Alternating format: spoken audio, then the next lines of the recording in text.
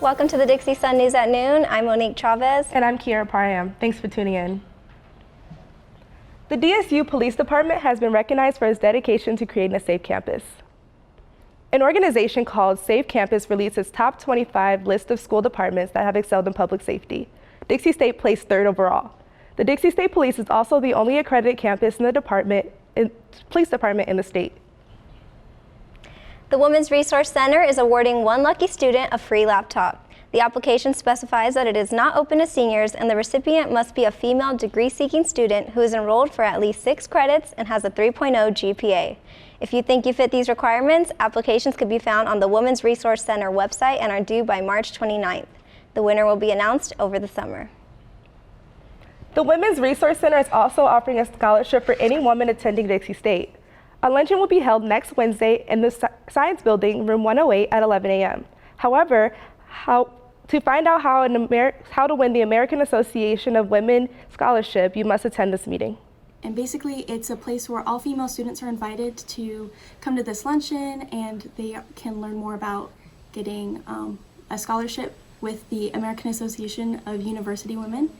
And it's just a scholarship that's supposed to help women who are going to university succeed. Cool. There will be speakers at the luncheon and free lunch for those guests who arrive early. Zions Bank Business Resource Center will be hosting its launch series course, Social Media Basics. This course is to help people develop skills to run and operate their own business. The event will be held in the Atwood Innovation Plaza on Tuesday from 5 to 6 p.m. You can find the link to register for the free event on the Instagram profile, Atwood Innovation Plaza DSU. Dixie State University's Multicultural Inclusion Center held its first Drum Major Award ceremony over the weekend. The award is a remembrance of Martin Luther King Jr. and his desire to have a legacy as a drum major for peace. The recipients of the award are criminal justice Andy Velasco and professional staff members Cindy Cole. Switchpoint Community Resource Center is hosting a health and wellness fair to provide free resources to those in need. The 3-day fair starts today and goes until Saturday. Services such as blood pressure checks and eye exams will be available. Other resources such as coats, hygiene products, and haircuts will also be provided. The DSU Special Olympics team has officially begun practicing for the regional games. The Trailblazers are set to host their first tournament on February 1st in the HPC gym, where they will compete against other Special Olympic teams throughout the state of Utah. The team is in need of volunteers for practices and games, so if you're in the need of hours, reach out to the club president, Abby Boss, at abbyboss@yahoo.com to get more involved. Sponsors of the tax referendum say they have reached more than enough signatures to push the tax overhaul bill to a vote in October. While they only needed 116,000 signatures, they reached almost 152,000. However, each signature still needs to be verified by the Lieutenant Governor's office, which is estimated to take a few weeks. We will keep you updated on the status of the referendum as information becomes available. Impressive numbers on those signatures. Yeah, we just mentioned it last week, and they were really needing that 160,000, so I'm super excited. Plus, I heard it's affecting Netflix and the streaming services. Yeah, and textbook sales too. Oh, that's the worst. Well, after the break, we have a special segment to help all the beginners at the gym who have been putting in work for the new year. So don't go anywhere.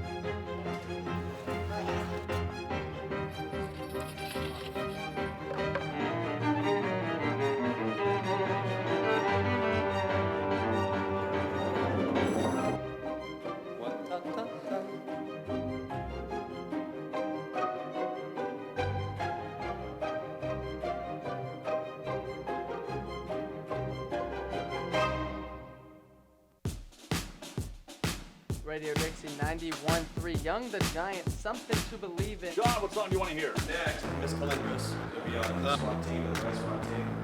I did a fantastic situation. I should talk to you. I was going to talk to you last time.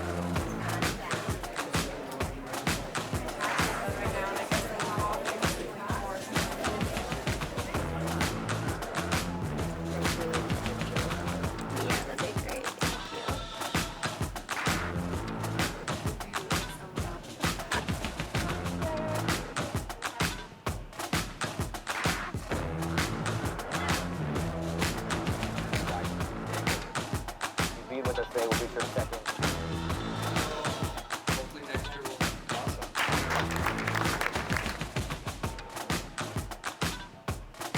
4, 3, 2, 1. From black, roll the open. Need to know about this week in sports. If you've ever I been do believe- intimidated by the machines at the gym or don't know how to use them, we're at the HPC to help you out.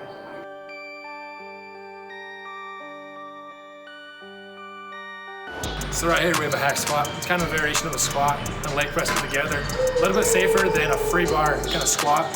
So how you do it, you get in, and you kind of set your feet up to where you're about shoulder width apart, squat width, whatever you feel comfortable doing. And from there you stand up a little bit, and these bars right here are your safety bars. So when you want to squat and you're comfortable to do it, you push them out, and that allows you to go down to your squat from there. And from there, when you're done with your set, your rep, whatever you're doing, come back in. Just easy like that. So this machine right here is a T-bar row. It's a variation of a pulling movement. As you can see on the handles, there are different variations, either wide grip, narrow grip, or neutral grip. What I mean by that, you can either come out here, wide grip right here, narrow grip either pronated or supinated right here, and then neutral grip. And to use this machine, you step up right here, load the weight, whatever you feel comfortable with. Kind of bend over, keep your chest still supported. You just row to your chest. And what this is, it's kind of a pulling movement, so it can hit all the major muscles in your back, your lats, your low back. Anything you really want, go heavy, go light, just make sure you're having good form. This one is a little bit dangerous. Make sure you have the good form to keep your chest high and pull with your arms. And so this is a squat rack. It's kind of used for squats, benching, deadlifts, whatever you're doing that day. If you are squatting, the first thing you do want to do is make sure the safety bars are to your height. Like this one's a little bit too short for me. So you do move the bar down, pull these out in the pin, and pull them just about shoulder height. So when you re-rack it, you don't have to move your toes, you don't have to drop too far. Once you're done with that, that's when you can add the weight.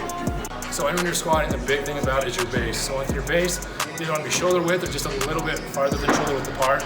That way you have a good base, you have a good solid connection to the ground.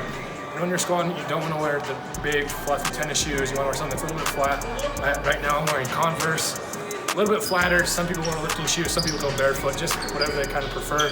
When you do, you want your feet a little bit wider than shoulder width, toes just a little bit pointed out. That way when you squat down, you're not having your knees come in. Because when you have your knees come in, that's when you are at risk for injury. And from there on, so whatever's comfortable, make sure your knees don't come in, make sure you're strong in your knees, just drop your butt to the ground and that's a squat. This is the same part of the squat rack. This is just a little bit of an incline barbell bench. And with that, you don't have to do incline, you can do just a normal flat bench. So this one, to get this one set up, you take away the squat bars that you had down here previously on the last machine.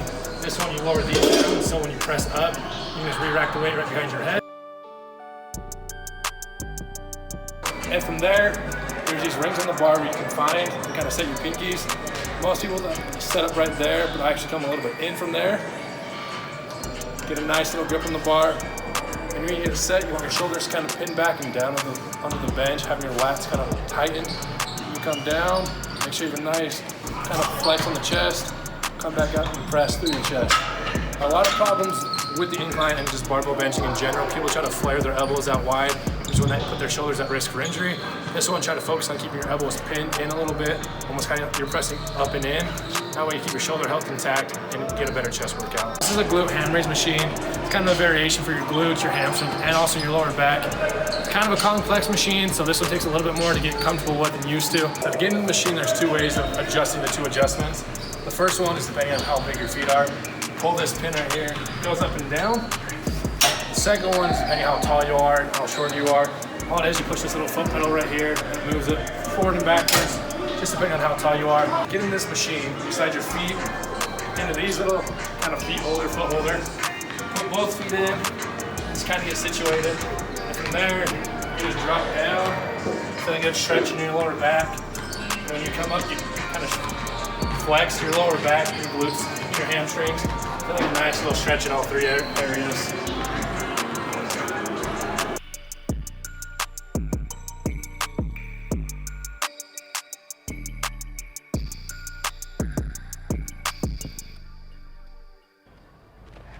Well, I'm not gonna lie, I didn't know how to use any of those machines until he showed me how. Yeah, every time I go to the gym, I go straight to the treadmill and go straight home.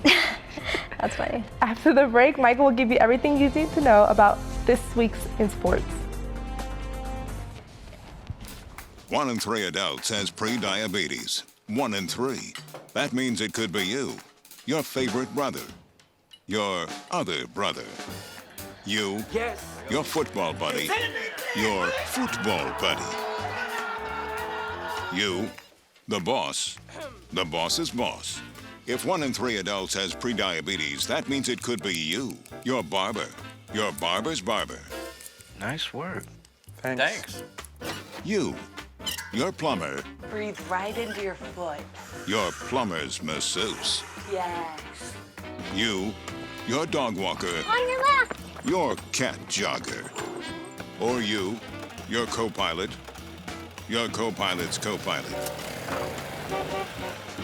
While 1 in 3 adults has pre-diabetes, with early diagnosis, pre-diabetes can be reversed. Take the risk test at doihaveprediabetes.org to know where you stand. Tell me not in mournful numbers, life is but an empty dream. For the soul is dead that slumbers, and things are not as they seem. Art is long and time is fleeting, and our hearts though stout and brave, still like muffled drums are beating, funeral marches to the grave. In the world's broad field of battle, in the bivouac of life, be not like dumb-driven cattle, be a hero in the strife. Lives of great men all remind us that our lives can be sublime, and departing, leave behind us footprints on the sands of time. Footprints that perhaps another, sailing over life's solemn main, a forlorn and shipwrecked brother, seeing, shall take heart again. Let us then be up and doing, with a heart for any fate. Still achieving, still pursuing, learn to labor and to wait. Back up the side. He's going to score. 22-yard touchdown. The Trailblazers Stadium has a new title, Greater Zion Stadium. Dixie State University and Greater Zion Convention Tourism Office have reached an agreement where Greater Zion will donate $10 million to the stadium in exchange for naming rights. The money will be donated over a 20-year period, with $500,000 going to the stadium every year. This money will help DC continue its development into a Division I athletics program and will build new press boxes and other luxuries on the new grandstands. The women's swim team got a preview of what it will be like racing against future Western Athletic Conference foe, Northern Arizona University. DC came in with 7 runner-up showings that had 1 race victory by senior Hannah Hansen in the 200 breaststroke. Sophomore Kelsey Wright had 2 of the 7 runner-up showings in the 100 and 200 freestyle. The Lumberjacks defeated the Trailblazers 154-99. DC will have its last regular season home meet against Loyola Marymount University in a dome meet on Saturday at 10 a.m. at the Human Performance Center. We got ourselves a Rocky Mountain Athletic Conference showdown in men's and women's basketball this weekend. For men's basketball, DC will welcome in the number 3 team in the RMAC, Colorado Mesa, Western Colorado. The Mavericks are coming in hot with a 4-game win streak with their previous victory over Fort Lewis, and the Mountaineers are coming off a win over Adams State. The Trailblazers picked up 2 key victories over Colorado Christian and Regis University to stay number 1 in the RMAC standings. DC and the Cougars went back and forth during the first 5 minutes of the game. Colorado Christian only had a 1-point lead, and that changed in a snap. The Trailblazers overwhelmed the Cougars by putting up 40 points in the paint. Forward Jared Green had a new career high with 17 points and shot 86% from the field. Guard Jack Painkoff led the team with 7 rebounds and 5 assists. DC defeated the Cougars 84-73. The Trailblazers' hot hand continued over to its next game against the Rangers. DC scored 32 points in the paint, and Hunter Schofield led the team with 17 points, shooting 75% from the field. Guard Dason Youngblood was a huge contributor defensively, grabbing 9 boards, cherry-picking 4 steals, and had 1 block. The Trailblazers defeated Regis 73-53. DC will face Colorado Mesa tomorrow night at 7:30 p.m., and the game against Western Colorado will be on Saturday at 7:30 p.m. at Burns Arena. Women's basketball will have a huge challenge ahead for its next 2 games against the Mavericks and the Mountaineers. Colorado Mesa is number 1 in the RMAC standings, riding a 13-game win streak and undefeated in conference play. Western Colorado is number 3 in the RMAC standings and own a 5-game win streak. The Trailblazers currently stand number 4 in the RMAC standings by splitting their last 2 games against Colorado Christian and Regis. The Cougars dominated DSU in the first half of the game by having a higher three-point percentage, shooting 52% from the field, and made 80% of their free throws. However, the tides turned for the Trailblazers as they outscored Colorado Christian 33-16 in the second half. Out-rebounded the Cougars 45-36 and made 70% of their free throws. DSU defeated Colorado Christian 61-54. The Trailblazers got off to another slow start against the Rangers, and they were trying to play catch-up throughout the entire game. Rangers made sure to make every free throw count by going 15 of 18 from the line and shooting 46% from the field. The Rangers defeated DSU 77-68. Despite the loss to Regis, forward Allie Franks made history as she became the 4th player in DSU women's basketball history to join the 1,000-point club. Here's the clip right here for you, ladies and gentlemen. Congrats to you, Allie Franks. The matchup against the Mavericks will be tomorrow at 5:30 p.m., and the game against the Mountaineers will be on Saturday at 5:30 p.m. at the Burns Arena. As I mentioned right now, women's basketball got a tough task ahead of themselves for Colorado Mesa and Western Colorado.